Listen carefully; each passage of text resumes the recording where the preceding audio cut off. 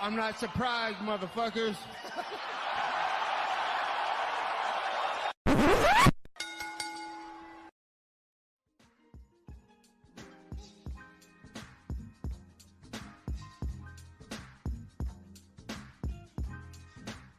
What is up, ladies and gentlemen? Welcome back to the Courtside Soundoff podcast. Once again, I'm Josh Soundoff. As always, welcome by the one and only man of the hour, too sweet to be sour, my friend and yours, the man on my right here, Angel Ortega. We got a lot of stuff to talk about this week. And by a lot, sometimes I say like a lot, and then it's like one card that nobody cares about whatsoever. We have a lot of cards to talk about this week, boys. UFC Kansas City went down over the weekend. Chris Eubank, Conor Benn went down over the weekend. We have UFC going down in Iowa. They're hitting the Midwest this summer. I guess it's the spring. We get the idea. Obviously, we also have a huge boxing card, two huge boxing cards, one in Times Square, one in Saudi Arabia. Before we break into all of that, we're going to talk about a few sponsors of the show. Rogue Energy, ELYXR, and our friends over at BetMGM. Rogue Energy keeps me fueled up, whether I'm at home, whether I'm at the gym, or whether I'm doing this podcast. They get me to the finish line. They can help you get there as well with code SOUNDOFF at checkout. Again, code SOUNDOFF at checkout. All caps when you spell the brand's name for 10% off. Meanwhile, ELYXR, they're gonna get you really high with their incredible Delta 9 products. They got it all, man. They got a lot of different stuff there. You can go ahead and use again code SOUNDOFF for checkout for 10% off. Again, all caps when you spell the brand's name. Lastly, if you follow that link down below, you can head over to BetMGM and get up to $1,500 in bonus bets paid back on your first bet. If you do not hit, contact 1-800-GAMBLER if you're having any issues. But hey, look, if you want to have some fun, like I said, a bunch of fights coming up. You can follow the link down below and have some fun with us, who will definitely be throwing some money down this weekend. Nonetheless, Angel, you were in attendance, my friend, for this one. UFC Kansas City, our backyard, Saturday night from the T-Mobile Center. In the main event, Ian Garry defeats Carlos Prates 48-47, 48-47, 49-46 across the board. Unanimous decision win for the future. Handing Carlos Prates his first UFC loss. Angel, give me your thoughts, man. Obviously, a lot of clean work from Ian Garry up until that fifth round, essentially. Whenever he got caught. But you know what? He survived, showed some heart. Carlos Prates couldn't get him out of there. Give me your thoughts on the fight. For one, and then listening to the other podcasts, I think people are forgetting this fight was on short notice for both these guys. Oh yeah, even even listening to MK, I'm like, did they forget this fight happened? Like got scrapped together like 2 weeks ago or 3 weeks. It was very quick. Like this wasn't the original main event, so I did see people bring up the cardio and a number of things for both guys.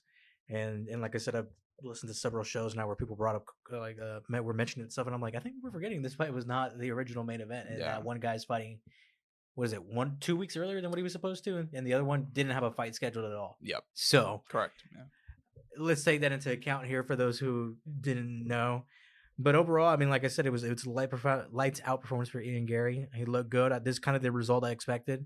To an extent, I'd say he even looked better than what I thought. I thought it was going to be a lot tighter. I thought the exchanges on the feet were going to be even crazier. Like I said, largely until the end, like you mentioned there. I mean, it was pretty good outside that one, that moment of vulnerability there. But I can only imagine what this And granted, who knows, man? If you give these guys fucking 8 week, or however ideal camp they want, who knows how different that fight looks. But I would still imagine it'd be pretty reminiscent of what we got there. Mm-hmm. Some of the same questions are still up in the air for both guys.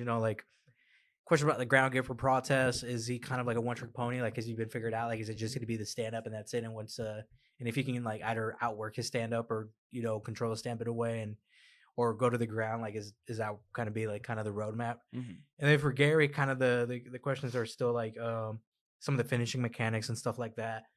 Because he did have these kind of big moments where he would it looked like he might have rocked, and he didn't drop Prates at some point in the fight, and mm-hmm. some stuff on the ground too. Overall, though, good, happy. By the way, I can only imagine how Buckley feels about Ian Garry being one spot above him now, because that moved him up one spot on the rankings. Yeah, now ranked Ian Garry number 6 in the division, passing the buck. Yeah, man, Buck in town too. Buck in town, talking shit at the weigh-ins, really angling hard for that Ian Garry fight. He already has a fight scheduled though. Buckley already has a fight scheduled. No, I know, but that's what it seemed to be. You know what I mean? I don't know why else. I don't know why else he'd be shit talking him at weigh-ins and on fight night and yelling at. I don't know. Guys are also really weird about Ian Garry. That's what I'm saying. I thought it was odd behavior because he has a fight schedule now. Yeah, I don't know. A lot of people are really weird about Ian Garry, but this is what I said on the podcast last week. For all the shit that you hear about the guy, and I say the guy, he's only like 2 years older than us. He's a young dude, 25, I believe. 27 now. 27. God, dude, time flies. So you get the idea, though. Very young dude, and he's still on the rise. For all the shit you hear about him, he is the real deal, and you can't take that away from him anymore. I understand that there were a lot of people like, oh, he's a fraud. Oh, he's a cock, bro. He's this, he's that. He's, what he is one of the greatest welterweights on the planet, and people need to reckon with that reality. Because Carlos Prates is a motherfucker, and the fact that he was able to avoid the big right for most of that fight. Granted, he did get caught in the last minute, but again, 3 weeks notice. Carlos Prates was already actually preparing. He's supposed to fight Jeff Neal earlier this month. The fight was canceled about a week out, so he was already in pretty decent shape. So yeah, man, like, props to Ian Garry. He showed vulnerability, but he also showed that heart to kind of stay into the fight and make it a scorecards. You got to give him props. I saw some people going at Carlos Prates too, like, how come we couldn't get him out of there? It's like, well, I don't know, dude. Is his cardio that bad? Well, you could argue maybe. Is the chain smoking having an effect? Maybe. But also, it was a 3 weeks notice, like the fight was announced April 1st. So, yeah, man, you got to give props where it's due. As far as the future, it's also like, who can you be more hypercritical of? Can you be more hypercritical to the guy who was preparing for a fight, who wasn't able to finish it when he had the opening? Yeah. Or can you be hypercritical of the guy, or should you be more hypercritical of the guy who was doing great for most of the fight and then got caught late into the fight? Well, yeah, and also it's like, I'm gonna try and give both guys a lot of credit here, because it's not easy to step up into a 5-round main event on 3 weeks' notice, especially for guys. Carlos Prates never fought 5 rounds before. Ian Garry coming off his first 5-round fight in the promotion, in which he had faced Rachmanov and he had really stepped up. But even then, like, back-to-back short notice 5-round fights, you got to give these guys a lot of credit for even stepping up in this position. And I feel like we learned a lot about both guys. But look, this is not the end of Carlos Prates. I'm not going to. There were so many people ripping him, like, especially his cardio after Saturday. I didn't agree with that at all. And the chain smoker probably doesn't help, but come on, dude. If he went the full 5, and he's actually the one putting the damage on in the 5th round. Like, all I know is none of the people in the fucking audience can go 5 rounds at that yeah, point. Dude. Yeah. Well, I mean, hey, that audience in Kansas City, wild. It was a wild crowd on Saturday night. Like I told you, I think it was one of the better ones though. In the time of the 3 events that we've been to, it's probably one of the better ones. It had its moments. Obviously, you get your mix of not so intelligent comments, and then some pretty decent points out of some people I heard make that night. Well, what was the best comment you heard on UFC Kansas City? So it was actually when I was leaving, I heard these guys talking about it. He's like, and all I heard was, dude, I told you guys, this shit always happens. There's always a guy, he's knocking a bunch of guys out, and then shit like this goes down. It's like the one decent thing that I heard off the top of like that night. Which, I mean, isn't entirely wrong. Yeah. But he's not wrong. He's not wrong. Did you hear anything else crazy? Anything else funny? I mean, funny. Oh, fuck. So I was sitting with someone that I met there, and I was talking to them. It was right before the Abus and Michelle Pahea fight, and I was like, "These." By the way, bro, just so you know, and this guy he wasn't like a diehard fan. He just watched fights off and on. And so I'm like, these dudes got like a round of gas, just as a heads up. Fight happens. These guys after round 1 are gassed as fuck, and so the boos ensue. The lights turn on the phones, and all I hear, and then I hear like a few ladies behind me scream, "Just fucking fight!" It's like, well, they're fucking trying. They're just exhausted as fuck. No, you know what? She had a point. She wasn't entirely wrong either, though, right? Yeah, dude. Hey, well, you know what? Yeah, it's not entirely wrong. We'll talk about that Michelle Pahea fight in a few minutes, because a lot of got ripped pretty hard, dude. Both guys. But we'll talk about actually. Before we close out on the main event, I gotta ask. Ian Garry says he's gonna go ahead and fly to Canada for that Bilal Muhammad JDM title fight. Do you think he deserves to be next in line? Because there's a lot of people at 170 right now, man. You got options though. That's my thing. I think he's young. Like there's time. There's no need to speed it up. He's 27, dude. Come on. How do you feel about? I've said it. The fight to make is Leon Edwards versus Ian Garry. That's literally about it. Yeah, I was about to ask, man. Like, make it in England too. Make it in England. They got some beef. It sells itself. He beats a former champ. He gets the title shot. You shitting me, dude? There we go. Yeah, man. I mean, we got Bilal Muhammad against JDM next month. The winner presumably will face Shafkat Rakhmonov. Because dude, there's gonna be there's an influx right now. It's kind of funny. It's like 170 has too many choices, Yeah, dude. They've really this is what happens whenever you only have your champion fight once a year. So there we go. Nonetheless, man. Nonetheless. Granted, though, this is better than some divisions where it's like, dude, what the fuck are the choices, though? I mean, Tom Aspinall just fucking set. I mean, as far as some divisions, man, Tom Aspinall just set the record for the longest time. He passed Hannah Brown. Yeah, he passed Hannah Brown.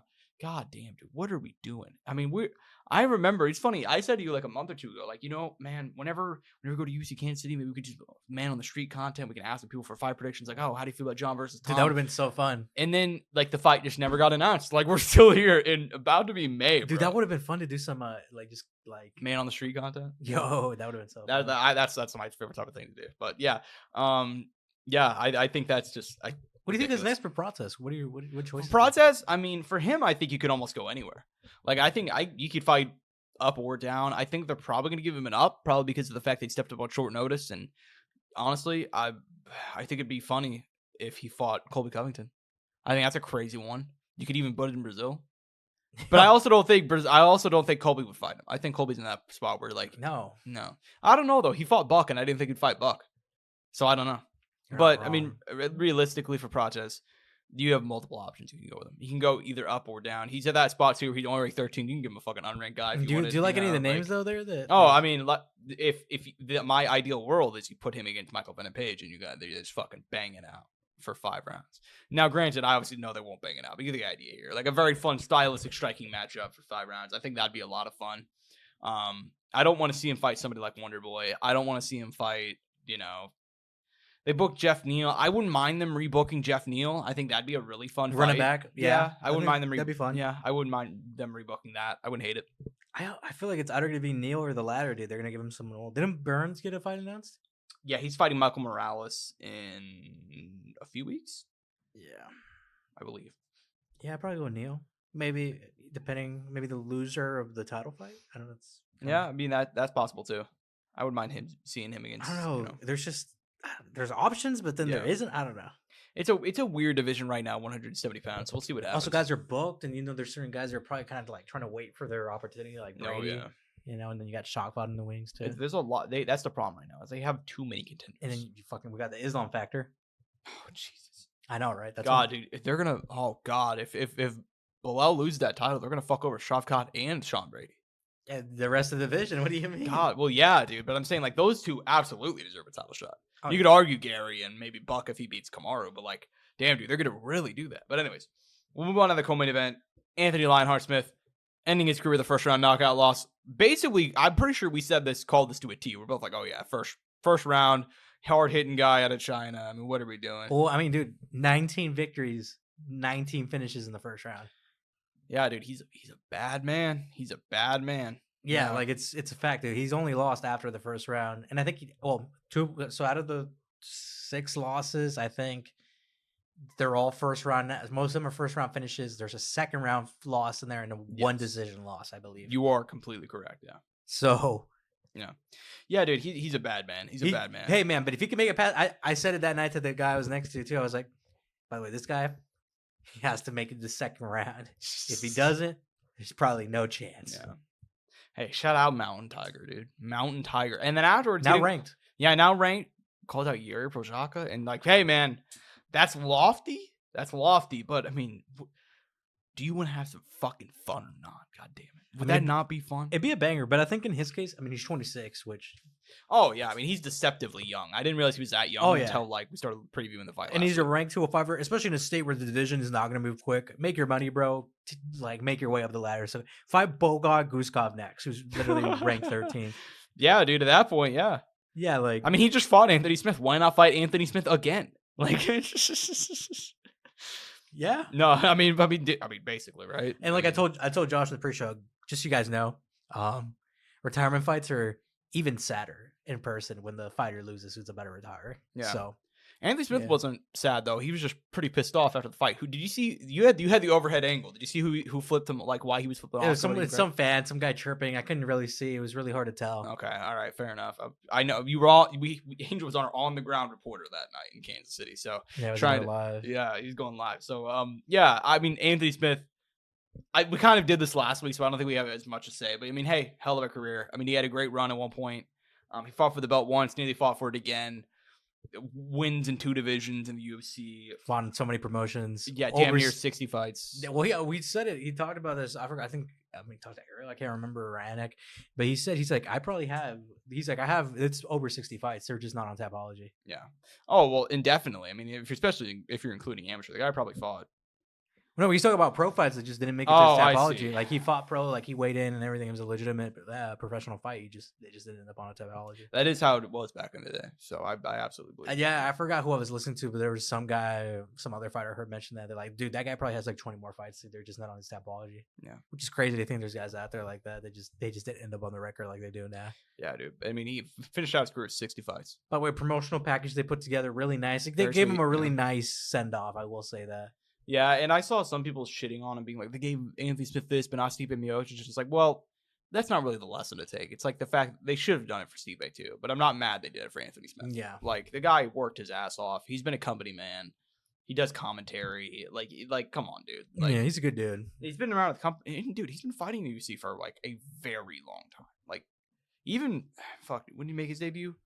2016? Actually, that's not true. 2013, because he had 2 runs in there. Say the original. Fought in Strikeforce Challengers of 2010, dude. Like, come on, the guy has been around for a minute.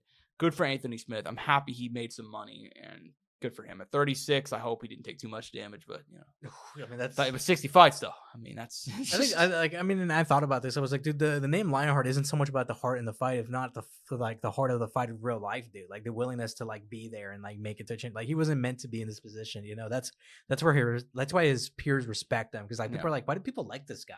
Like there was like a conversation during the week, like why do people like have this? Yeah, why do they have this adoration for Anthony Smith? What I mean? Why do other fighters respect Anthony Smith? It's like, dude, the guy grinded his ass off and managed to get to a title fight, and then on top of that, could have held the title and didn't allow himself to do it. Yeah, because he didn't want to earn it that way. Like yeah, dude, it's pretty fucking cool. I mean, I tell people this all the time. I'm like, dude. For me, fights aren't even about the fights themselves. Like, yeah, obviously the fight themselves is a big portion of it, but it's the collectiveness of like the story of the guy, the journey there, and the fight itself. Dude, exactly. I mean, and I think you put it well there. In the case of Anthony Smith, he's adored not because of like all the fights he's had. It's because he should have never been in that position to begin with. You're talking about a guy who lost. I mean, he went 0-3 in the UFC back in 2013, and he got cut. And for a lot of guys, that is where the story ends. Especially back then. Yeah, especially back then. But it's like, think about who has come back from the depths of that and go on to have an incredible career in the UFC. It's basically him and Brandon Moreno. 2 guys ever. Especially in the modern era. I mean, maybe there's some people back in the day. I'm forgetting. Back in the day, people would jump around because there were actual promotions and competition. But I think in more recent times, it's a hobby now. Like, obviously, very far from done. There you go. Yeah. But got cut, is coming back, is ranked now. Like, yeah. But, yeah, man, Anthony Smith, full props. Oh, Yusuf Salah, my bad. Not Yusuf. No, I got what you meant. Mix them up, my bad, guys. No, you're good. But yeah, man, full props to Anthony Smith. It's hard. I did not like the fact that a lot of people were shitting on him, but that's just me.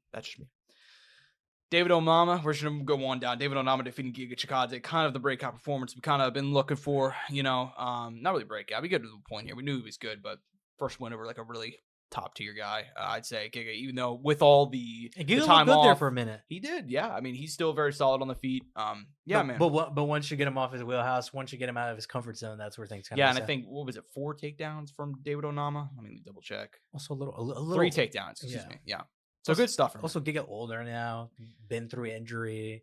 Good. Yeah, deceptively old, man. Going to be 37 in August. So also he came into the MMA game late, but hey, man, I think he maximized what he had. He did, and you know what, dude? Imagine if they never just gave him Calvin Cater, who was out there trying to prove a point. He probably would have fought Max Holloway, and who knows what would have happened. Exactly. So, yeah, we'll see what happens at Giga, but good stuff from David Oama. This is the one we were talking about earlier. Abus Magomedov defeating Michel Vahea. The Kansas City crowd not liking this one. I don't blame them. And there were some people trying to be like, oh, man, like, it really wasn't that bad of a fight. Like, guys. Yeah, it was rough. Come on, guys. Come on. And we knew this, too. If this fight got out of the first 5 minutes, it was going to be a shit show. I was hoping it would end in the first round or first round and a half, but no, it didn't. Yeah, no. We knew if it got out of that first round, it's going to be a shit show. And that's basically what it was. Very, but you know what? It's good for Abus. It'd be good for him. He's had an up and down run. For Michel Vahea, I mean, I don't know what to say, man. I mean, there was a minute there where he was like flying up the rankings, Yeah, like he had gone into his groove. Yeah, man. Like he'd really gotten his groove. Now 2 losses in a row. And it's one thing to lose to Anthony Hernandez on like a run, but this seemed like it was kind of a get back fight for Miesha. But what are you gonna do? Brandon Albus is ranked now, though. Isn't that crazy? Albus is ranked wait. 15. Yeah, you don't even have to look. That's insane.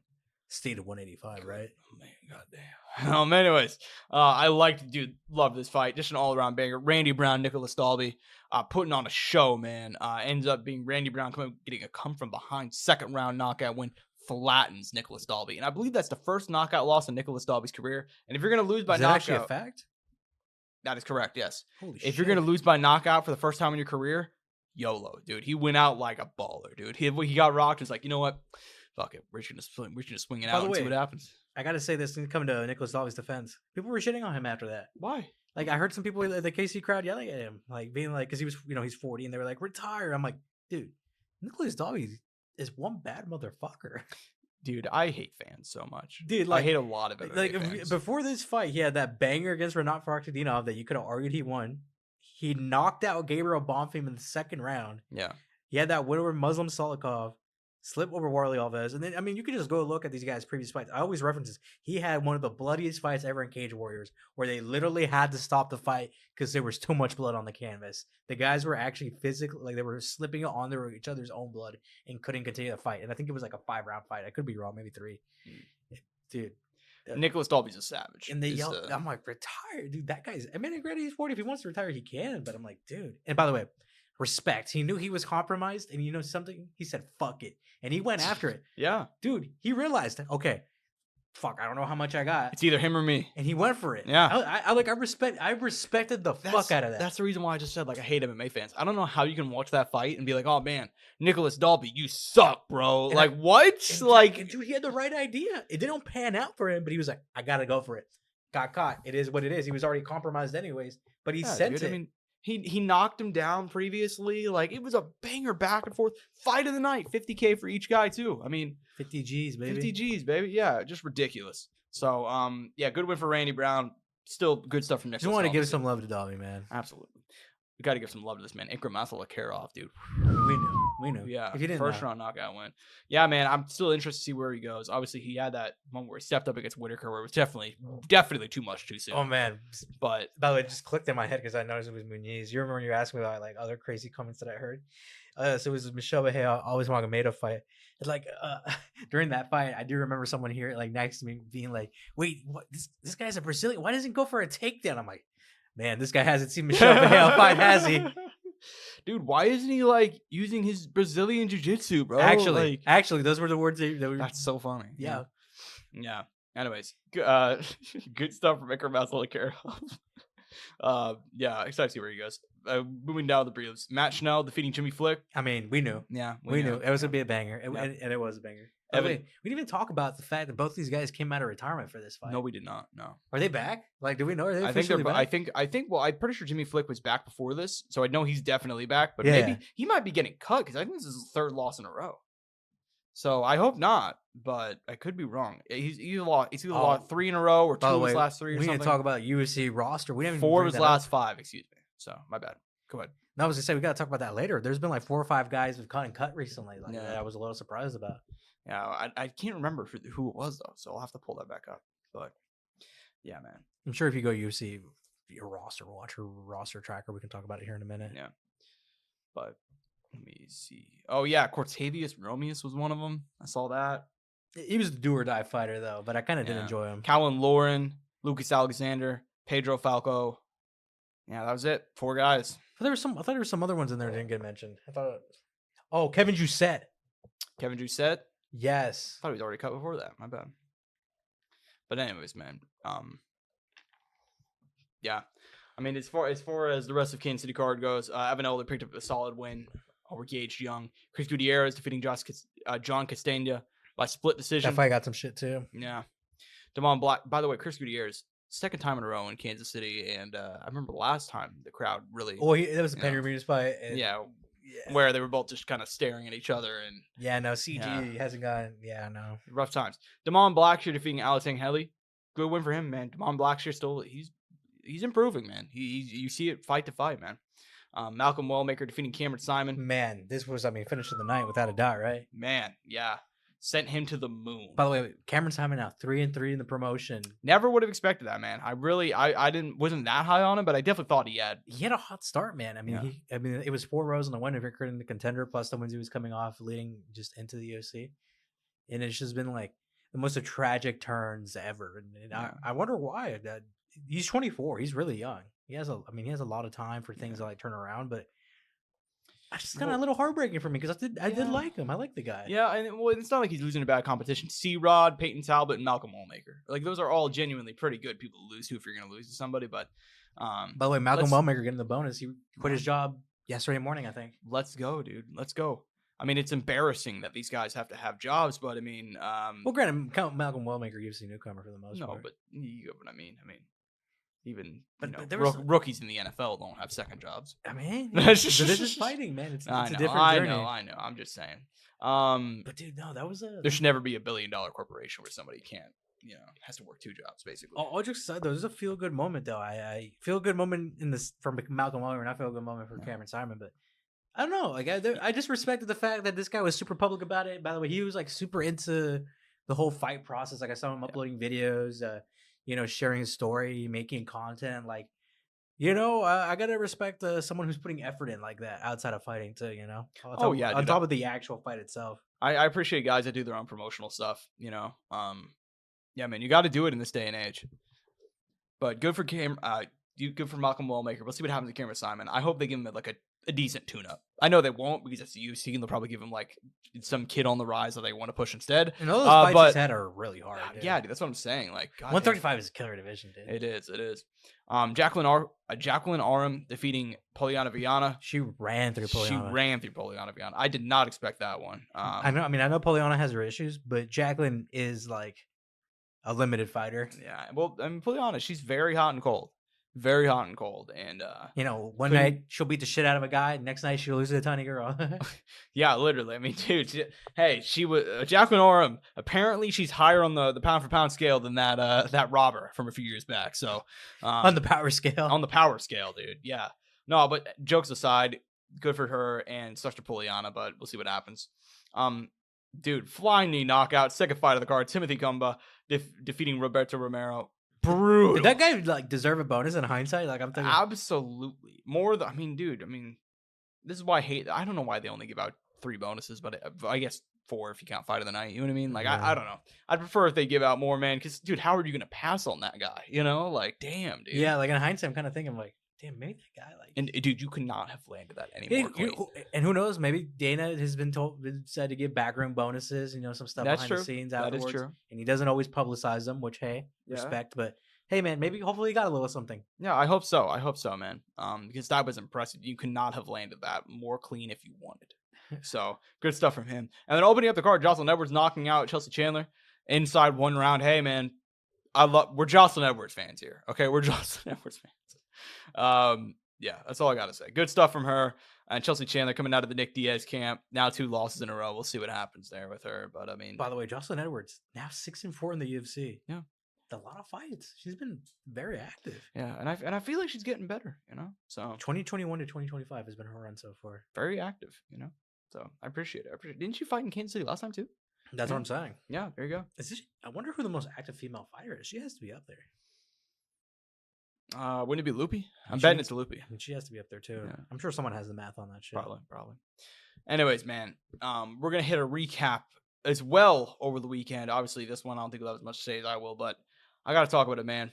I watched this card. Okay, sweet. Not like a lot. Okay. Well, fair enough then. Ring Magazine's first card going down. Fuck you, Josh. Ring Magazine's first card motherfucker. Going down from the Tottenham Hotspur Stadium in London, England. Chris Eubank Jr., Conor Benn. We know the story heading into this fight. Their fathers fought back in, I believe, the 90s, if I remember correctly. They had a great rivalry. The first time around, what? No, I was just going to be a dick and be like, Josh, no one gives a fuck. But I didn't want to, fuck you over. I got you. Yeah, Eubank Sr. won the first fight. They fought to a draw the second fight. This is the third fight, and it features their sons. They're meeting in the middle. Chris Eubank Jr. coming down from super middleweight. Conor Benn coming up from welterweight, meeting in 160 pounds. in the end, one of the greatest fights of the year. 12 rounds, back and forth. Senior, who publicly was not on great terms with Junior heading into the fight, showing up on fight night, being in his corner. Dude, there was a lot of aura farming that night. Dude, yeah, dude. And Chris Eubank Sr., a top 10 human being of all time. I got to say it. What? I mean, he wasn't there for a minute. No, of course. I mean, probably not. No, but I mean, the just showing up on fight night after all that stuff, and then completely being on his son's side, and then they ask him post fight, and they're like, "So, you, Senior, were you always gonna be here?" He's like, "That's my son. I was always gonna be here." Yeah, that's right, Rastafari. It's like, yeah, man, Rastafari, bro. Let's go, Chris Eubank Sr. His way to articulate, I mean, dude, and then his voice band. There are some people that like. I say like I want to interview, and he's one of those people I want to interview, but I think if I interviewed him, he'd end up interviewing me. You know what I mean? Like he's okay, Josh. So tell me about yourself. Dude, I watched an interview with him that same day with like I don't even remember who it was, but he was like, "Last time I saw you, we took a photograph. Do you remember when that was?" It is like, it's like, oh, that was He's like, "Do you remember what was significant about that?" I was like, "Well, I mean," and they're just like he's like interviewing him and asking him questions. Like, dude. What a trip. I love you, Eubank Sr., though. As far as the fight. No. I got to say one more thing, though. Yeah, go ahead. If we talk about aura farming, that moment, it's they're in Conor and Angel's, they're in that locker room. Mm-hmm. And they're looking at the big screen and they're moving. And then you see Eubanks and them come through, both Senior and Junior coming out. I can't remember if they're coming out of the car. They're coming out of the car, yeah. And so it's Chris out first. And then you see Senior come out right behind him. And then like, there was a little bit of movement there in the locker room, and then you see no movement once Senior comes out. Yeah, dude. And it's like, oh shit. And I was watching live on the broadcast, and we had you guys can go to the Ring Magazine, our socials, because we actually got the moment from inside the venue the second the crowd sees him. They went fucking insane. The roar from the crowd in London, dude. Surreal stuff. Yeah, a lot of aura farming from both guys on that night. In general, that night. On both sides. Both sides, yeah, man. And it was incredible stuff. And it ends up being a 12-round war. It's Junior winning 116-112. I almost had the exact same scorecard. I thought he won 8 rounds. I thought it was a close but clear fight. I can actually pull it up here. I think I had it closer than that. I think I had it by 1 round. Yeah, I believe it, dude. I mean, it was a close fight. I thought it was close but clear. I thought Junior definitely did the better work. 115-113, but granted, I was like, I could have gave that round that way. I could have gone that way. Like it ended up being 115-113, but trust me, guys, I was very conflicted. Very, very close fight. Eubank Jr. Landing, I thought that he landed more. He landed the cleaner stuff. He landed a lot of jabs. But Conor Benn, just whenever you think like Junior would land 4, 5, 6, just an incredible combination, Ben would come back with the hardest 1-2 you've ever seen a man of his size throw, man. I mean, he is unreal. I understand that, like, yeah, he had the controversy heading into the fight. I understand he was coming up in weight, but goddamn, dude, he looked. Was the fight not awesome? It was an incredible fight. And I knew it was funny is I knew the fight was going to be awesome too. People were complaining heading into the fight, but it's like, dude, the story and also just their fighting styles was always going to. They exceed. What I keep hearing is they overexceeded. They did. I mean, it's a guy who's a former champion. I guess technically still the IBO middleweight champion. So awesome. It was such a good fight. I mean, I've rewatched the entrances like multiple times, you know. The ending of the fight, dude. Those final 2-3 rounds of the Eubank. Especially that last round where both guys were visibly gassed. Especially Eubank. You can in a boxing sense. It largely not a sloppy fight though? Oh, well. There was moments where it was very sloppy though. You can agree with me. There were moments that it got sloppy, but like that's fucking fighting. No. And that's fine. But there was moments where I'm like there was a few rounds in there though. If you go back, you're like, this is kind of rough. It honestly, like it wasn't like the best at periods. I understand, but here I'm also not a guy that cares about anything like that. But what I'm saying is though, there's nothing wrong because there was also moments where it was wild, but it was good. Yeah. You know what I'm trying to get I understand what you. There's fights that it could be messy, but it's not entertaining. Yes, and they had moments where it was just messy. Yeah, but here's the thing is too, like. It was one of those things like over the course of the fight, both guys were getting more and more desperate, and that's when they started. That's what I'm saying. That's like they were both on point. I thought for the first 6 rounds, they were both on point. Chris's jab was on point. Conor Benn getting on the inside, you know, and then after that, like I don't know, Junior, it was probably just the weight cut. He had a famously really tough time.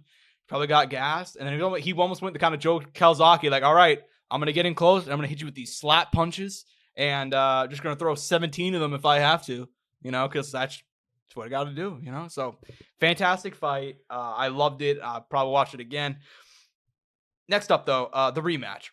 presumably next September, Turkey Al-Sheikh, His Excellency, has said that he wants to fight September, London, England. They need to run it back in the UK, right? Like, there's no way you can't not run it back there. I saw some reporting that like Wembley's booked up, and so is Tottenham. So maybe they'll have to do it in Wales. Oh, and not Wales, excuse me. Is it in Wales? You get the idea. Cardiff, excuse me. So there's opportunities. There's other places they're probably going to stage. They'll find some massive venue. They'll make it work. Yeah. Where was this one at again? This was in Tottenham Hotspur Stadium in London, England. 62,000 fans in attendance. Actually, I think we ended up packing it up more than that. But I think it ended up being more than. Was it closer to 70? Yeah, I think it ended up being like 67 or something, 65. Point being, fantastic fight. The winner was supposed to originally get Canelo Alvarez, but the fight was so good that they're like, you know what? Nah, fuck it. Let's just do it. That might still be a Canelo that might still be a choice for Canelo down the line, dude. Yeah, dude. I mean, Canelo Alvarez. We'll talk about it in a few minutes. Obviously, 4-fight deal with Turkey Al-Sheikh in Riyadh season. Getting paid, son. Getting paid. Obviously, the first fight coming up this weekend. Then he has Crawford in September. Afterwards, nobody knows. 2 fights for next year. So presumably, maybe Chris Eubank Jr. or Conor Benn. Wait, so it's just Skull and this is it for the year? It's Skull and then Crawford in September. Oh, okay. September, Dateline, Las Vegas, Allegiant Stadium. By the way, like if you're Skull, how do you feel about that? Like the fact that they already have Canelo's next fight booked. Are you? I mean, dude. I mean, it happens. It's not the only time, and if that just should provide you more fire to get, No, you're not wrong. We'll preview the fight in a few minutes. I'm actually really excited for that fight. So, nonetheless, man, I think we should go ahead and move on because honestly, this undercard, not a lot actually. What do you mean, bro?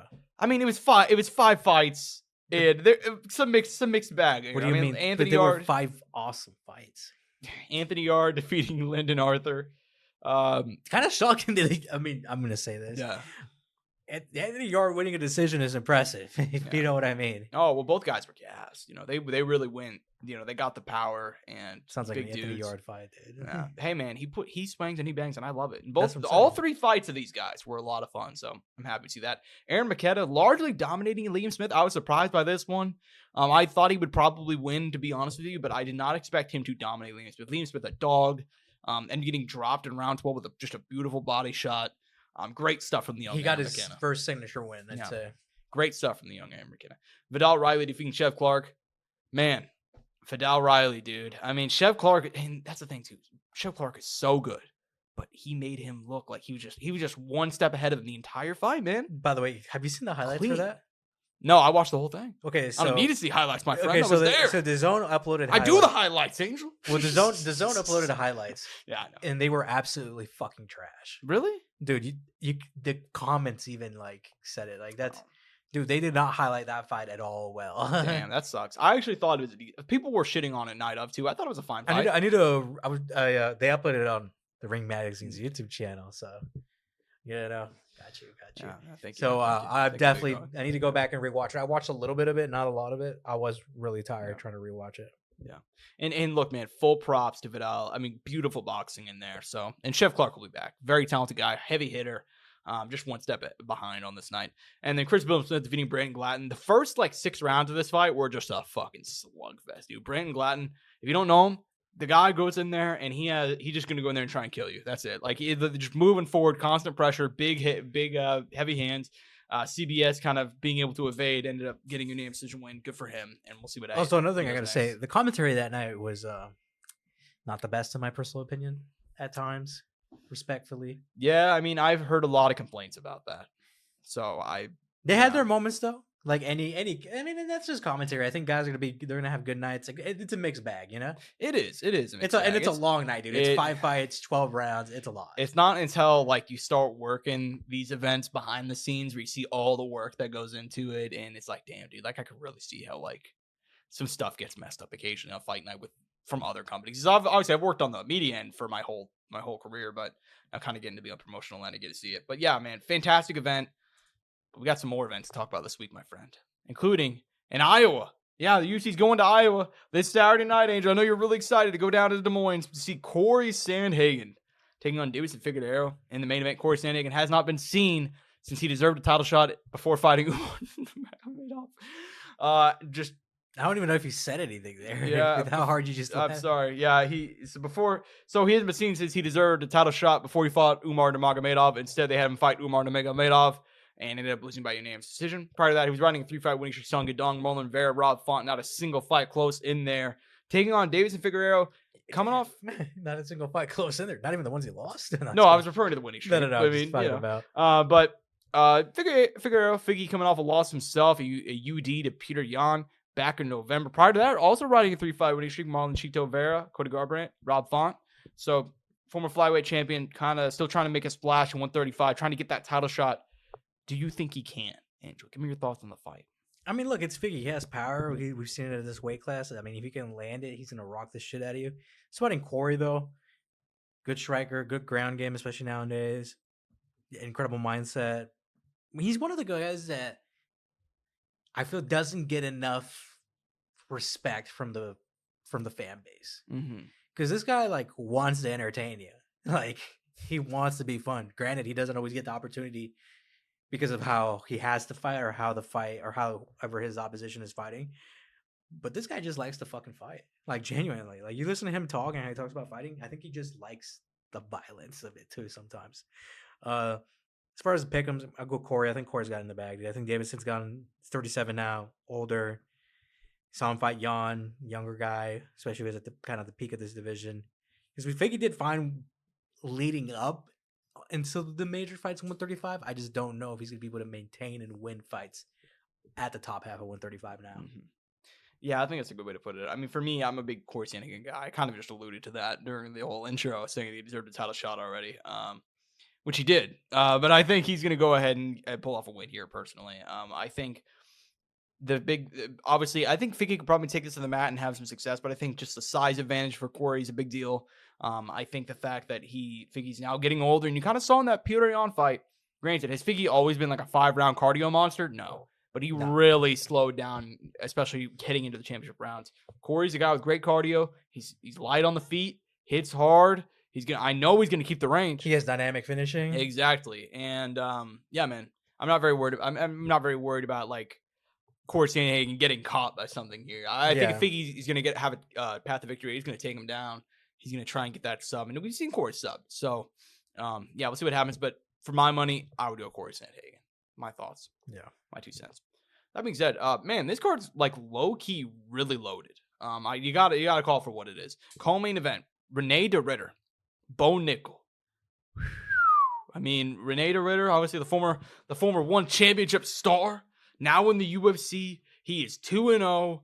Kevin Holland, Gerald Meerschaert, 2 finished wins, and he's taking on Bo Nickel, who at one point was viewed as like he came to UFC and came in hot. I mean, you got to go back to 2023. Whenever he came through, and he was just running through guys. He scored like 3 first-round stoppage wins that year.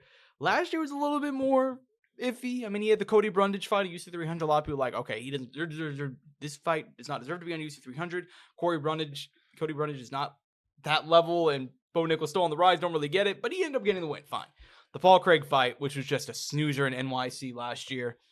But now here we go, Angel. Here we go. It's time. We're going now. If there were any doubts after the Paul Craig fight, we're going now with Bo Nickel. What do you make of this fight? I like it. I think this is kind of like a weird fantasy matchup. I wish they would have gave Bo a different fight, but so be it. It is what it is. Just because I kind of think these guys are new faces. You should be giving them kind of guys that are already in the UFC just to kind of keep the ball moving, man. You want these guys to progress. You know, I feel like putting 2 guys, especially who are on the rise, at times it makes sense, and sometimes you're forced to do it, but so be it. I mean, dude, I'm going to be boring here. I'm just going to go Bo Nickel. Wrestling beats jiu-jitsu. I mean, granted, though, RDR, when it comes to this, I think, out of all the offensive grapplers that he will face at 185, RDR is within the top 2. Mm-hmm. So, look, jiu-jitsu guys, they compete a lot against wrestling guys. There's certain things you can catch them in. Wrestling guys are hard for jiu-jitsu guys. There's a number of reasons why, like on a technical sense, which I'm not even going to get into because I don't think I could break down that part of the game personally. Mm-hmm. But I think also Bo is willing to throw more on the feet. He has a little bit of pop. RDR is kind of willing to go that route, but he carries a lot of muscle. He does definitely slow down. I think, especially if they go into those 2 and 3 rounds and Bo gets some takedowns in the second and third and he's on top and is able to establish his control early on and not get in too much danger in the guard of RDR, I think we could see a pretty impressive Bo Nickel win. I think, yeah, I mean, the paths to victory to RDR are just like much more limited in my head. Like I don't see him maybe having a crazy amount of success on the feet, But granted, I don't think both these guys have like they're striking. Neither one of these guys is respectfully, their striking is not elite. It's good enough to get to where they want it at. Yeah. He could get him in a submission. It would be fucking insane, but it could happen. I think that'd be a very sick moment for him in the promotion. If he could do that. Decision. I mean, a Bo Nickel decision is more likely to see. I don't know. I'm not sure if I could see RDR winning 2 out of 3 rounds out of this fight, unless it's some crazy scenario where he's getting reversals and he's on top in Bo's guard. I mean, I just don't know. I mean, it's a wild fight. I like it. No, I dig it too, man. I think the ground exchanges are going to be sick here. But I am completely on board with you. I think even this is what I tell people: go watch Bo Nickel versus Gordon Ryan. They had a grappling match years ago. And this is before Bo had done like any. I think he'd done some jiu-jitsu, but he wasn't full on. And for a lot of that, he's kind of throwing around in there. Now, granted, he ends up getting caught because he doesn't have the submission game at that point in his career. But I think largely the same thing here. Now an older Bo, almost 30. Also, it's a submission grappling match, you know. Exactly. It's not a fight. And dude, Bo has decent power. We've seen it. So. It's a matter of working on the striking, on the feet. Like you said, neither guy is that great, you know, like at that high level. I'd put it like that. Like Bo is willing to throw. That's the one good thing about him. The issue is it's like, and you know what? Is it that good? Yeah, that far. And that's the thing too. Is before the Paul Craig fight, like he was kind of like doing honestly really well. Like you'd fade the takedown, land the big right. You know, like we scored multiple knockouts. And then that Paul Craig fight where he just kind of seemed, I don't know if it was a moment getting to him or it was just the length, or maybe it was just the fact that Paul Craig's just. Even then, Paul Craig's not like a striking savant either. So the thing is, you know what you have with RDR. I don't think you fully know everything you have with Bo yet. Yeah. And I think with the Ritter, man, like could he catch him on the mat? Maybe. But I think, man, Bo is going to be in top position a lot of the time. He's not going to give him a lot of space. I think he's going to overpower him too a little bit. Oh, I fully agree with you. I fully agree there. So I'm going to go ahead and take Bo Nickel. I'm in full alignment with you. But the rest of the card, dude, this main card honestly rules, dude. Santiago Ponz and Nibio taking on D-Rod, Danny Rodriguez. I love that fight. Someone's getting finished in that. 2 older guys too, but they're both of that career where they both still swing and bang. I love it. Same exact age, by the way, both 38. Yeah, I love it. Still, by the way, also same build. 6 foot, 6'1", 73 inch, 74 inch. That's actually 74 reach on the other half. Yeah, that's actually kind of weird. But hey, man, I still love me some D-Rod. I love me some Ponz and Ibio, so we'll see what happens. Montel Jackson, Daniel Marcos. I like that. By the way, ranked Daniel Marcos, right? Yeah. Giving them an unranked Montel Jackson, I believe. Yeah. Let me kind of surprised there. Yeah. Yeah, Montel Jackson's ranked. He broke in 15-14? Yeah, he's 15. So I like that fight, though, man. I'm a big Montel Jackson guy. He's on a great run right now. Knocked out Damon Blackshear, who's in his own right. Decent prospect, so last time out, so I like that fight. Cameron Smotherman taking on Serhai Sidi. I like that at 135. City, yeah. Good fight. Yeah. Opening up the card, dude. If UFC does this more often, I would actually praise it, dude. I actually would. Jeremy Stephens coming back to the UFC for the first time in 4 years. He's won 3 or 4 in a row in BKFC. It's been that long? It's been 2021, yeah. Wow. He had a run in the PFL. Let me double check. I mean, I believe it was 2021. Yeah, got cut 2021 after a loss to Mateus Gamrot. He went 1-2 in the PFL, but he's won 3 in a row in BKFC, Jimmy Rivera, Bobby Taylor, and knocked out Eddie Alvarez in January. That performance got him another run in the UFC. It's a 1-fight deal. He's taking on Mason Jones, who's also returned to the UFC. A younger guy, but I mean, he's 30. You know, had his own run, former Cage Warriors champion. The reality here is that this is not his fight. You know, you talked about this earlier with the Eubank Ben fight. There's some fights that are just going to go out there. It's going to be stylistic. They're going to be very clean with their punches. They're going to be very technical. These guys are going to fucking kill each other. So I love this. Potentially. Fight. I mean, oh, come on, man. It's Jeremy Stephens. Maybe Mason Jones is dynamic, though. He has a that's true. He's a black belt in judo, I think, too. I think if there is a black belt, I can't remember. I know he's a high grading. Yeah, I get what you mean. I get what you mean. Yeah. No, I mean, his girlfriend's a judo Olympian, too, I believe. I mean, he could take it to the ground if he wants, but, man, I think it's more likely he goes out there and tries to put on a show. I feel like that's the reason I'm mentioning that is because I think that was an issue. When Mason Jones in his original UFC run, one of the issues was, like, when he came to the UFC, he wasn't fighting how he fought in Cage Warriors. He wasn't doing these things he was doing in Cage Warriors. He wasn't going for takedowns. He wasn't going for throws. And he has those skills. He had those capabilities, but he wasn't using. And his whole UFC run was weird.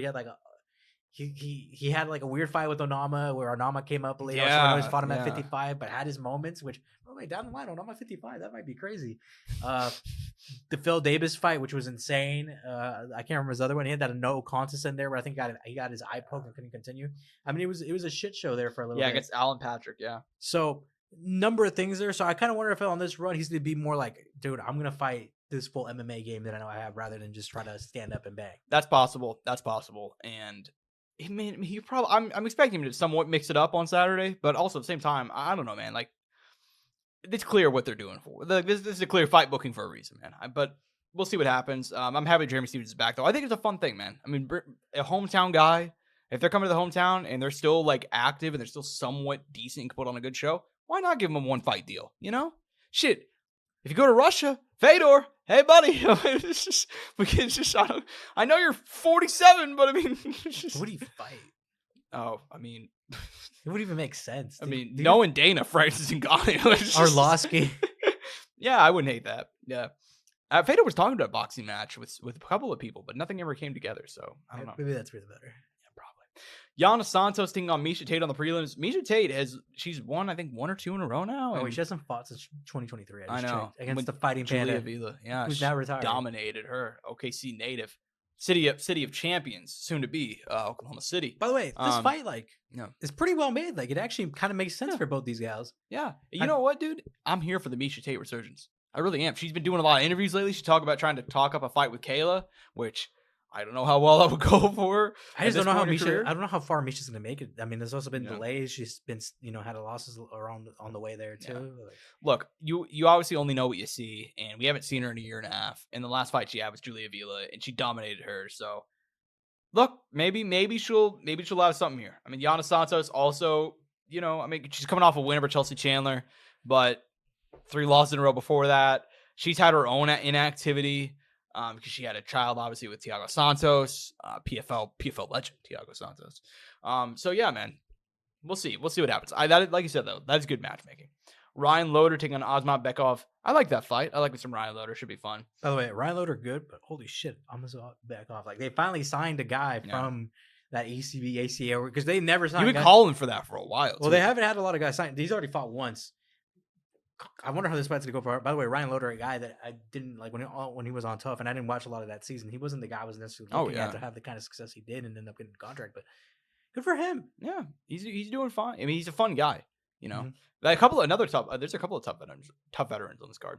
But we'll keep on moving. Marina Rodriguez, Jillian Robertson, big step up for Jillian Robertson. She's surging right now, though. She is. I mean, she's now ranked number 12, 3 wins in a row. Dude, it is fucking mind blowing that she's 29 years old. Out of the goat shed nowadays. Blows my fucking mind. Like, that just doesn't seem right. I feel like I've been watching Jillian Robertson fight for 15 years. I can't explain it. Like, she's not even entertaining, but like, she was. When did she make UFC debut? 2017. 2017. God damn, dude. She was 21. She's 2 years short of 10 years. Jesus. She'll be 31 by the time, yeah. That's insane. She never gets credit for her longevity and just now hitting her prime. Rodriguez, on the opposite end, 4 losses in her last 5. At one point in time, she really deserved a title shot. Now she's really struggled a lot. It's a winnable fight for her, though. It is very much a winnable fight. I was about to say, she has 2 split decision losses in a row. That banger with Andrade, UFC 300, and then a split decision loss to Osman Lucindo at 307 last year. So, fuck it. I want to see the Julian Robertson surge. Fuck it. Oh, dude. Yeah, dude. Let's go Canada. Gaston Belandos taking on Kwang Lee. I love this fight. What is Dream Killer? Dreamcatcher? No, I think so. The Dream Killer. God, dude. That's so sick. This is the former kickboxer from belt. I mean, we got to bring it up every time. By the way, he had that. Talk about cuts that hurt. Cortavius Ramones. That fight was crazy. Yeah, dude. Yeah, we talk about him. That sucks. But by the way, his opponent too, Kwang Lee, pretty fun guy. Yeah, both of these guys are a lot of fun, man. Like, neither one of these guys. Granted, it's 8-4 versus 8-2. You're not exactly looking for championship material out of these guys yet. But good matchmaking, though. Exactly. That's what you look for out of these cards, man. These fight nights. Heavyweights. Thomas Peterson taking on Dontel Mays. Dontel Mays, is he still ranked? He's no longer ranked, Dontel Mays. So, thankfully, trying to get back to the rankings. Yeah, man. Heavyweights, man. The heavyweight division is not in a great space. Thomas Peterson, maybe he'll come through. Maybe he'll be the guy. I mean, he's 1-2 in the UFC right now. 9-3 overall. I mean, I'll say this. we made fun of, not really made fun of the rankings, but like we talk about whenever Dontel Mays was ranked and being like, God, is that really where the heavyweight division's at? I'll give him credit. He does put on fun fights. So that's something. The man, dude, come on. I know. I mean, he's 11-8. You can't defend that. No, I'm not. And then opening up the card, I'm a big fan of this chick. Juliana Killer Miller came off that tough season. She very clearly not like the most like physically like gifted, but like you could just tell like she's a dog. She's a dog. The issue though, dude, the performances actually in the UFC have been disappointing. Like yes, but I think even beyond that, like they just been so lackluster, so like a massive letdown. Like it's the problem whenever it's the problem with signing somebody who's 3-1. You know? I mean, you're not wrong. I think she just needed more just cage time, more fights. Yeah. And she just didn't have them. And she succeeded on Tough. And she fought girls on Tough who had a fair bit of fights, over 10 fights. She fought Brogan Walker, and Brogan Walker was Invicta years ago. I'm pretty sure she fought like maybe even for the belt, and she beat her pretty handily. So like, I don't know. Yeah.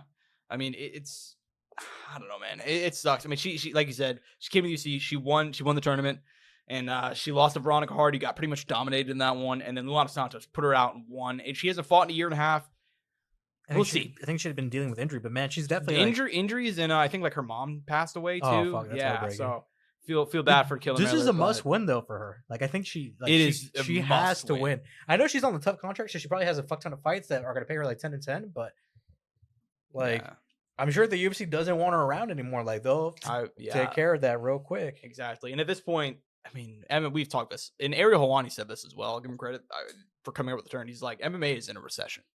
Like there are not opportunities for most fighters anymore. By the way, I know you're heartbroken. Tuku Tokos was supposed to be on this fight. I know it's your favorite name to say on this card. You know me, dude. You know me. I'm a big fan of Tuku Tokos. Come on, man. But the dude against Junior Tafa, I will say, from top to bottom, fun card. Maybe even better than the UFC. That's this past week. That's literally what I was about to say. Like this card is better than Kansas City in my opinion. Like, but after this one, I believe we have a week off. Oh no, we don't actually. May 10th. Yeah, the for some reason I thought it was May 15th. But yeah, man, we got the pay-per-view. Yeah, excited, man. Excited for UFC Iowa. First time in Iowa since June 2000, my friend. We were not alive the last time the UFC went to Iowa. So is that actually a fact? That is a fact. Yeah, UFC 26, excuse me. Who fought in the main event? Kevin Randleman. We might not have been alive, but we were in our daddy's balls. I'll tell you what. Yeah, yeah, dude. Let's. You want to hear this card, Angel? Kevin Randleman, Pedro Hizzo in the main event. Pat Miletich, John Alessio co-main event. Matt Hughes, a young Matt Hughes on the undercard. Jens Pulver on the undercard. Shoney Carter on the undercard. Yeah, dude. Submission of the night going to Pat Miletich. Let me tell you guys. Let me tell you what. Tim Wynn was blessed in 2000. That was a banger card. That was a banger card. Yeah.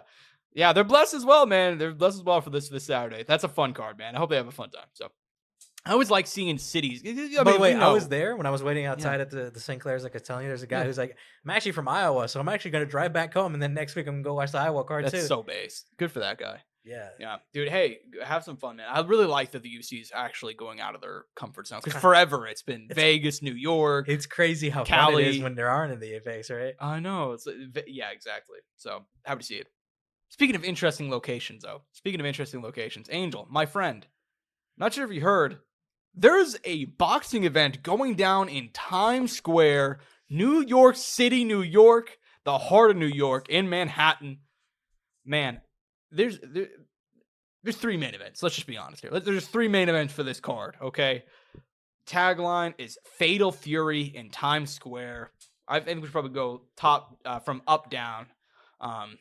Yeah. This is must-see TV. This is must-see TV, $59.99. His own pay-per-view, Friday night, Saturday night. Look, I gotta say, that's a pretty good price point. I gotta give him credit. Maybe not what I want to pay. You know what? You know what the card was this past Saturday? $24.99 for Eubank Ben. And if you paid that, you got the best afternoon for $24. You're gonna find. I'm just gonna say it, $24.99. You're not gonna find anything better than that. But this card going out Friday night, you're not gonna find anything better for $59.99 because, dude, it's like, what, you pay more for a UFC card and it wouldn't be this good. Dude, that's what I'm saying. That's why I didn't sell out. I bought in. Okay, I got on the winning team. We're talking about boxing right now, and you got to give credit to Turkey Al-Sheikh, His Excellency, for putting on these events. Because, dude, this is what it's hard not to like appreciate it, dude. Even like the movie style trailers, like they came out with a trailer this past week. They care. Did you see the trailer? I haven't, but I'm sure it's fire. Yeah, it's Ryan Garcia and Devin Haney. Like they're trying to fight to get to each other through the Times Square like billboards. That's fire. because then it's like, all right, well, you guys now you got to go through Jose Ramirez and Rolando Romero. But so that's pretty much what this is setting up for. Basically, yeah. Now let's be fair here. There are 2 undercard fights. I believe one is an FDNY. He's a firefighter from New York City taking on a cop from New York City. That is some WWE style matchmaking that I would not think of. So I'm actually really happy with that one. And both guys in the open workout yesterday, putting in the work. They had a fun little face off, and the firefighter was like, "Yeah, it's a classic rivalry. That's kind of cool, actually. Firefighter versus cop. Yeah, dude, that's what I thought too." And then we have Raito Tatsumi making his Japanese Olympian, right? Yeah, Japanese Olympian, ring ambassador, making his debut in the States against Lavelle Whittington, I believe, 2-2, little regional prospect. So we'll see what happens. Nonetheless, the real star of this card is these 3 fights right here: Teofimo Lopez, Arnold Barboza Jr., Devin Haney, Jose Ramirez, Ryan Garcia, Rolando Romero. Like last week, I'm not going to make any predictions, but I'll say this for these fights: excellent fights, all 3 of these. Obviously, the only titles on the line is in Teofimo versus Arnold Barboza, light welterweight title on the line for WBO and the Ring magazine. But yeah, dude, I love this fight. They've done such a great job building this card. If you guys have not seen the podcast with all 6 guys, just pure comedy. I can't wait to see if Raleigh's cardio is going to hold up after fucking 3 times this week. That is what he said. That's what the man said. Dude, Raleigh Romero he's a treasure. He's a gem, and I mean, honestly, all these guys already they've had such incredible. Like we did a thing this past week where it was like, all right, we're gonna do the ruler challenge, where we drop our social guy drops a ruler in the air and you try to pick it up, and then you see what you land on. And for Ryan, first one, they drop the ruler and it picks it up. It's like 7 inches. Oh, sounds right, and then they just like everyone's like, yo, like it's so yeah, man. I love the fights, dude. I mean, yeah, that's all I gotta say. I love this, and the fact they're doing it in Times Square is so surreal, dude. I feel like I'm talking a lot about it. You have any particular thoughts on any thoughts on these particular fights? I mean, they're all bangers. They're all worth your time. Like, if you have nothing better than do on Friday, go watch these fucking fights. Yeah. And let's also say Times Square. I believe if you're in Times Square, you can just go watch these fights. Like you can like. Can you imagine if you're just one of those rich people and you have a fucking apartment right looking down that? Yeah, dude. What a view, right? What a view! They're building the ring right now. Stay tuned to the social channels, dude. We're putting out a lot of cool content this week. I'm curious to see how it looks, dude. Yeah. Like this is some Tekken shit, dude. You ever talking about that? Yeah, dude. This is a one of one event. It really is. Nothing like this has ever been done. Nothing like this has ever been attempted. They're fighting outside. What if it rains? Oh God! Don't. Oh my God! Build the tarp. What's the weather broadcast? I'm sure we're gonna have a tarp. I mean, I don't know. I'm not on the ground for this one, so I don't know. But I mean, could you imagine they fight in pouring rain? You know how badass that'd be. Friday weather for New York. Cloudy, not in the rain expected. What? How many degrees? High of 83. When they fight night, it'll probably be about 75. Ideal weather, huh? Yeah, kind of all around, kind of the best case scenario. But you know how hard it'd go if it started raining and then they had to fight in the rain? It'd be like that one, what is it, King of the Cage event when they were outside and they were slipping all over the place, you know? Oh, wait, that happened? You know, that's way back in the day. Yeah, that's I think you find it on Fight Pass. But yeah, man, love these top 3 fights. And then obviously the implication being if Ryan Garcia and Devin Haney win, they're presumably going to rematch later this year. Teofimo Lopez saying on the podcast, Devin's like, yeah, I gotta get through Jose Ramirez. He's a great guy, tough fighter. If I don't beat him, I won't get to Ryan. Teofimo's like, oh, they'll push her through anyway. Don't worry about it. And then Devin's like, bro, just shut the fuck up. So yeah, watch the podcast if you guys haven't. It's great stuff. Nonetheless, man, not the only card going down. It's not a Ring Magazine card. It's a Riyadh season card. So a little bit different. So I won't have as much to do with this one, but nonetheless, Canelo Alvarez.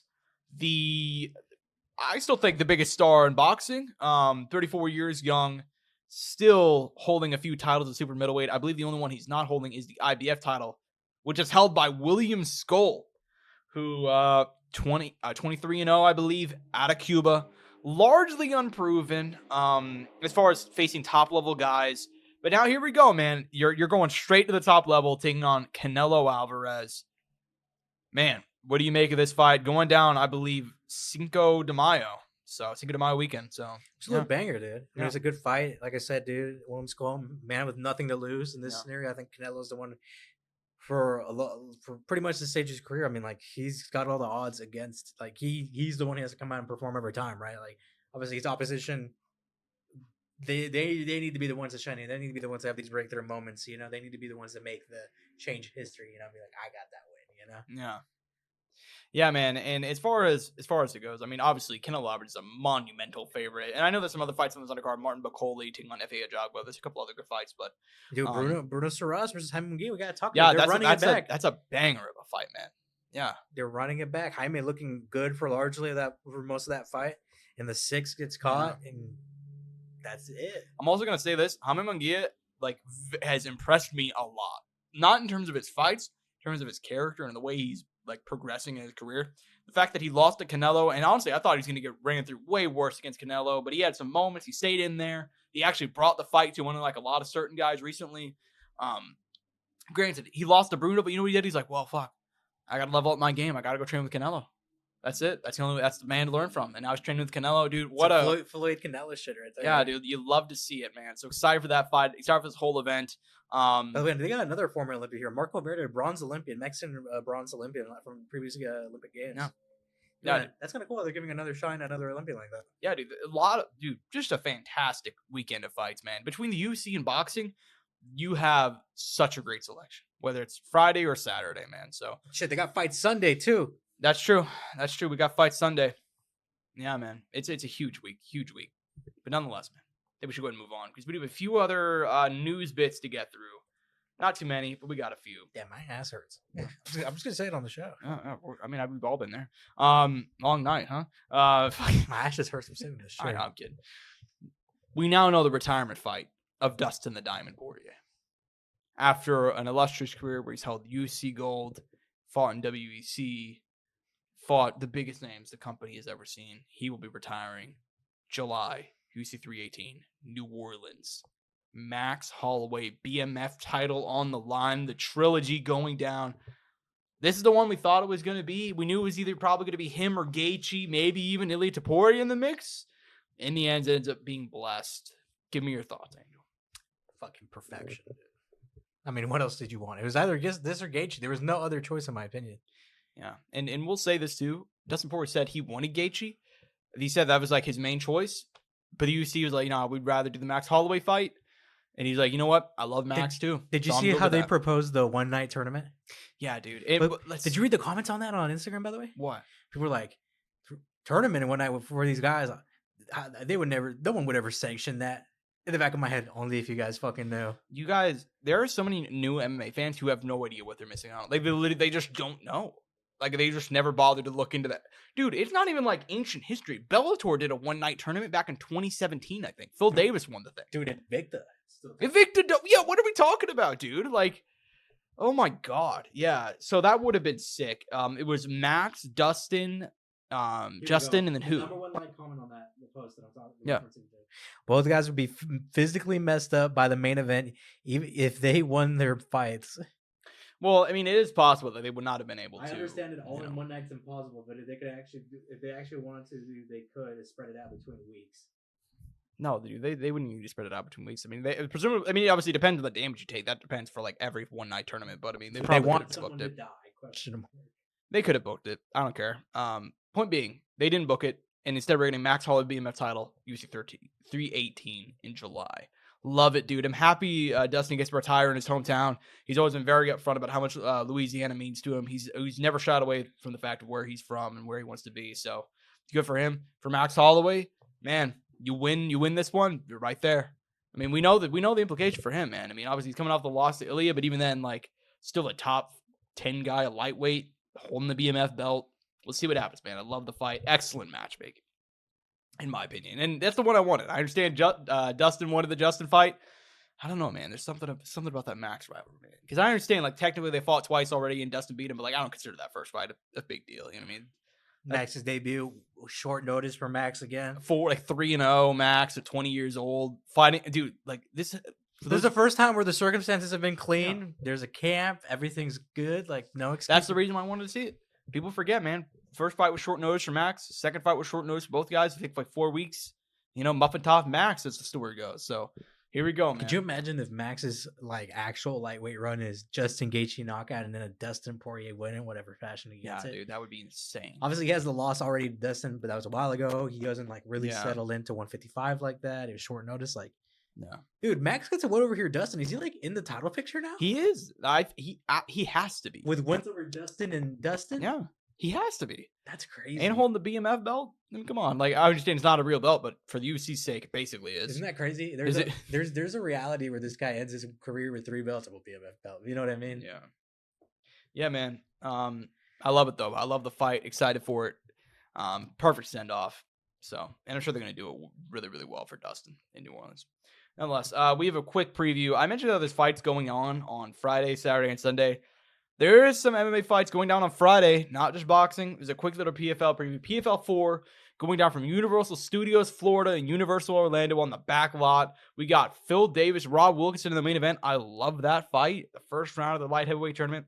Valentin Moldavsky, Sergey Belasteny, Antonio Carlos Jr. taking on Carl Moore, Carl Ebington taking on Simon Powell. You even got Alexander Romanov against Timothy Johnson on the undercard. Making his PFL debut, I think, officially. Carl Williams against Oleg Popov. A pretty solid card, man. Give me your thoughts on this overall event. Which fights are you looking forward to? Which ones are you not?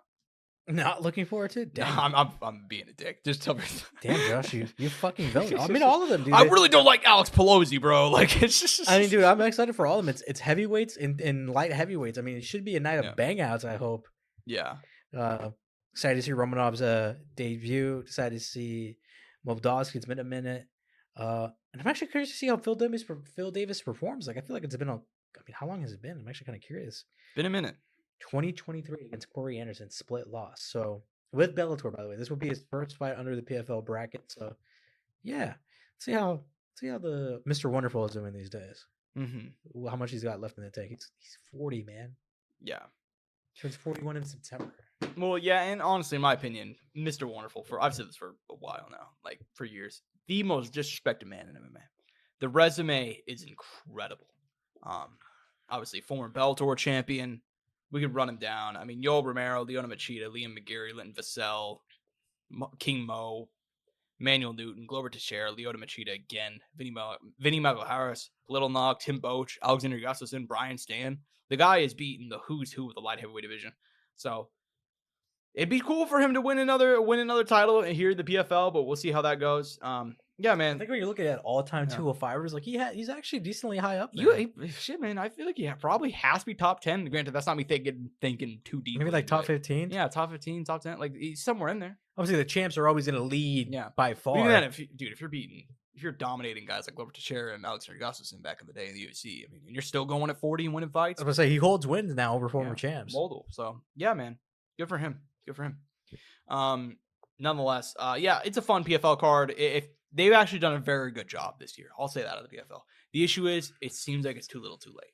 It's unfortunate, but we'll see what happens. I'm probably going to. By the way, I read some of the social media. People were like, when this card got announced, and people were actually like excited for some of the fights they announced. I mean, it's a genuinely good card, and it's just a matter of getting the viewers and getting the attention, and we'll see what they can do. Yeah, if you keep on putting good events on, the people will come eventually. That's a thing about Bellator and all these other companies that have failed. They're inconsistent, and so is the PFL. But now they've had 3 or 4 good events in a row. The fights have been consistent. Obviously, the company itself and the stuff behind the scenes is different, but the fights themselves have been good. And the pacing's been better, I thought. So that's something.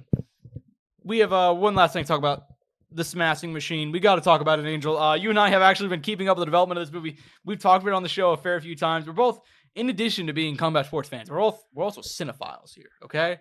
We're big movie guys, so we got to talk about it. The trailer came out. The Rock, Dwayne "The Rock" Johnson, does not even look like Dwayne "The Rock" Johnson. It's made by A24, directed by Benny Safdie of Uncut Gems and Good Time. Damn, Josh, dropping all the actors. I'm dropping. I mean, hey man, not only that, I believe Benny was the one who was in Oppenheimer. So, yeah, man, can act too. I mean, the Safdie brothers are the most talented people in the business right now. Love them. What do you make of the trailer coming out? It's only 2 minutes, but what do you think? I'm excited. I see there's potential, man. I think it's giving me hope. I'm excited. We saw Usyk in there. We saw Bader. We saw Boss. Yeah, exactly. We saw, by the way, Boss Rutten playing himself, and it works because Boss Rutten has looked 50 for 30 years. which is awesome. Yeah, dude, bang it. You know what I mean? Like, By the way, I back also in the love day, how like you know? Boss Ruden's IMDb now has him as Boss Ruden in another movie. Wait, wasn't he in Boss Rugen in Here Comes the Boom? Was that it? I don't think I think he's playing a different character, but dude, he was just playing Boss Ruden though. Let's be honest. Dude, I love Boss Rugen. Yeah, dude. Yeah, he is a surprise. He's in Paul Blart Mall Cop. I didn't even remember that one. Jesus. I don't remember him in and, Mall Cop and, either. and in Here Comes the Boom. And so. I loved Paul Bart's Mall Cop.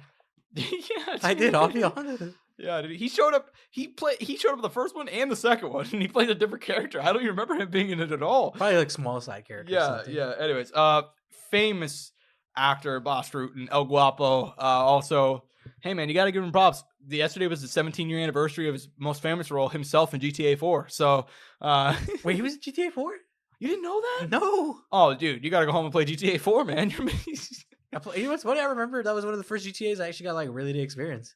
Yeah, dude. You're gonna be like, oh damn, how come I didn't remember whenever you're playing it? It's very obviously Boss, dude. Like, I need to look it up now. Yeah, dude, I love Boss Rutten. Yeah, I'm excited for it. I think it looks great. The way they shot it, it looks phenomenal.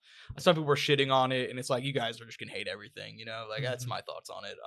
I mean, I'm excited. Will it be a fantastic movie? I don't know, but we'll have to wait and see. I'm a big fan of the trailer though. That's all I got to say. Yeah, man, love the Safdies, and hopefully The Rock and Brian Bader can put on a good performance. That's it. That's it for the show. Actually, one last question of the day, Angel. I got to ask you because I saw this trending on Twitter, and I feel like this perfectly fits in line with the combat sports thing. So I actually saw a lot of people talking about this, and it's a very hot topic on the internet, not just Twitter. Do you think 100 men could beat a gorilla? No. You don't think 100 men? They've already simulated this. Who simulated this? Number of people now have simulated. But I guess I just disagree. Humans you see it. Humans get destroyed. Yeah, but like I mean, it's not a Royal Rumble. They're all fighting them at once. Dude, they would get destroyed. I disagree. It's not King Kong. It's gorillas feel pain. No, you're not wrong. Yeah, I think it takes. Dude, think about 100 people. 100 average men. 100 people. Fine. Let's take the average out of it to make it more fun. We're getting 100 of the hardest hitters. We're getting the prime 03 fucking Detroit Pistons. Okay, we're getting the bad boy Pistons together. I'll tell you this. I think you'd be surprised at the amount of people that would die. 2008 Jeff Hardy. Because for a moment there, I thought like, 92 Tyson. Okay, so I said. My original thought process until I saw some of the simulations and actual like some explanations behind it, like I thought like by the end of it there'd be like 20 dudes left. Well, here's the thing: a lot of people are gonna die. That's the thing. We're gonna sacrifice a lot of people, but I just think it depends on what the strategy is. You know, like do they have a strategy? Do they have any weapons? Also, dude, I'm watching the simulation. I think you're forgetting how fast a gorilla moves too. Like, dude, you'd be. See, but here's the thing. Right now they're trying to box. They're trying to like hit the gorilla. I think if you just sent 20 people, if they all just grabbed him, they could get him down, and then they could start fucking him up. Is that just me? I think, dude, a gorilla's strong, bro. Gorillas are really strong, but I know they're really strong. And realistically, like I said, we're gonna lose 20 dudes off the rip within 10 seconds. That's what I'm saying. That's less numbers.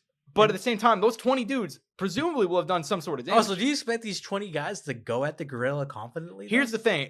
These 100 guys to go at the gorilla? Because that's. But here's the thing. It's a bullshit conversation. No, it's I like know. That's what I'm saying. If humans. Okay, so in the perfect scenario where 100 guys rush it, okay, yeah, that's the best chance. But I know that humans aren't like that, so I know it's going to be a failure to some capacity. But it's like, could if humans had that mindset where it's like, okay, it's either him or me. And they have that mindset. I think they win. I think we lose like 60 guys at least. That's what I said. But, that was original. But still, even if you lose 60 guys, you're still having 40 come out with the win. Or maybe actually that's a lot. Maybe like 70. You might have as long as there's one dude left. I mean, I consider it a win. I think there's at least one guy left. I think it's close. Give you my final verdict. I think it's close. Yeah, I mean, dude. And the numbers are going to be very small by the end. I think that we're losing a lot of guys, but I think we still pull off the dub, man. I'm just saying, it's not a Bruce Lee movie. We're not going one at a time. You know, we're gonna rush. Not a Bruce Lee. We're gonna rush him, dude. I mean, shit, dude. Put the Chiefs D line out there. If you could pick 100 humans, if it's 100 average men, maybe you're right. I think if you pick the humans, definitely we're coming out with a win. Yeah. I feel bad for the guys that know they're gonna die because there's people who are just gonna die in this scenario. look, dude, that's war. You know what we need? We need some rich billionaire to go out there and just be like, guys, got $100. Let's see what happens. Or not $100. I got X amount of millions. I got if whoever wins gets $1 million. Everybody who lives gets $1 million. But you have to go to that's we joke, but I don't put it past Mr. Beast or some shit to do that. Like I put 100 men in the wild to beat a dude. I wonder what like that kind of style video is gonna go full degenerate, where like there's certain things that are like, dude, like we made real life Hunger Games, like actual real life Hunger Games on some random island. You know what I mean? Yeah, dude, it's already happening, dude. We probably just don't know about it. I mean, I'm sure that's true too. Yeah, man. That's what I'm saying. I wonder at one point like those, and like you said, I wonder at what point we're gonna have like, okay, guys, we have 100 men versus a gorilla. Let's see what happens. You know, like actually though. Yeah, and you know what? I'll say it. We have an enraged, unfed, hungry gorilla versus 100 men. You know, yeah, dude. I think it's more. I saw somebody on Reddit do this one. Could all members of the NWO defeat a gorilla? It's like, you know what? I don't know, man. Probably. I mean, that's like 79 of them. You know, could the fighting nerds, like the whole gym, beat a gorilla? No. What about the goat shed? No. AKA in their prime? No. Not even AKA in their prime? No, dude. All right. I mean, I think Kane and DC are gonna grab one leg each and they're gonna get that dude on his back. I'm just saying. Dude, I think a gorilla's done for. I think a gorilla's gonna destroy him. Like, dude, have you ever seen like gorillas fight? I have. But you know what, dude? We got those MMA angles, dude. You just haven't seen the angles, bro. Like, you just don't know. Like, I mean, who knows? Dude? I mean, if we put 100 of these baddest fucking dudes, like if we put 100 MMA heavyweights and 100 of the best boxers and 100 of the best wrestlers together, like somehow together, like yeah, I guess we got a chance. But dude, I feel like I'm just fucking around. But yeah, I mean, hope you guys that liked that conversation. Hope you guys liked this episode. Enjoy the fights this weekend. I'm at Josh Soundoff on Twitter. He's at Angel Ortega _01 at Courtside Sound for all things related to the show. Hope you guys enjoyed. Peace.